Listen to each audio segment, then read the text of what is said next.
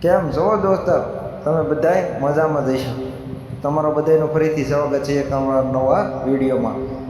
તો આજે અમારા ગામમાં સત્યનારાયણ ભગવાનનું કથાનું આયોજન અને માતાજીને નિવેદ કરવાના હતા. સત્યનારાયણ ભગવાનની કથા આપણે છે તે પીઠભાઈમાના મંદિરે રાખેલ હતી. એટલે કાળેલા ગામમાં જે નિશાળ છે એ નિશાળની બાજુમાં જ પીઠભાઈમાનું મંદિર આવેલું છે, ત્યાં રાખેલી હતી.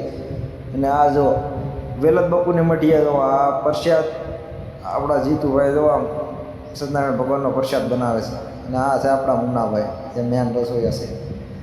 અને આ જો આ પ્રસાદની હારવાર બીજું અહીંયા આ દાળ છે, જો ગરમા ગરમ દાળ હેડે છે. અને મગનું શાક ને ચોખા જે કાંઈ બીજું હતું એ બધું તૈયાર થઈ જાય. અને આ આપણે હસુભાઈને ઘેરથી જે માતાજીના નિવેદન અહીંયા આમ જોવા નાથી આ બધાય ટોપ ને બકડિયા ને આ બધું વ્યાવવા મીડ્યા. અને એ મઢીએ એક બાજુ બધા આ જો સત્યનારાયણ ભગવાનને કથાનો જે પ્રસાદ તૈયાર કરવાનો હતો તે બધા એની તૈયારી કરે છે. જો આ કોઈક સફરજન મોળે ને કોઈક દાડમ ને કેળા ને ચીકુ આ બધા ભગવાનના પ્રસાદની તૈયારી કરે છે. તો કોને કોને આમાંથી સત્યનારાયણ ભગવાનનો પ્રસાદ ભાવે એકવાર કોમેન્ટમાં જરૂર જણાવજો. અને આ જો આ બધું મોળાઈ ગયા પછી આપણે એક ઠામડામાં બધું ભરી લીધું એને. આ બધું જો ભગવાનનો પ્રસાદ થાળની ફૂલ ચારી કરી લીધી. અને ગામમાં સત્યનારાયણ ભગવાનની કથા હતી, જ્યાં આપણે થાળ ધરી લીધા પછી આપણે જો બધી વસ્તુ આમાં જો આમ ભરી લીધું. અને પછી શું હતું, ગામજનોને જાહેર આમંત્રણ આપી દીધું કે બધે આવો જમવા વેલા બાપુની વાડીએ.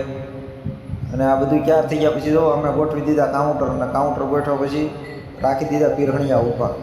અને પછી નિહાળ્યા, એક પછી એક થાળી લેતા ગયા, ભગવાનનો પ્રસાદને લાપસી બધું ખાતા ગયા અને ભગવાનનું નામ લેતા ગયા. તો તમને અમારો વિડીયો ગમ્યો હોય તો અમારી ચેનલને લાઈક કરજો, શેર કરજો અને બને તો ફોલો કરજો, સબસ્ક્રાઈબ કરજો અમારી ચેનલને. ને આવા અવનવા વિડીયોઝ અમારી ચેનલમાં આવતા રહે.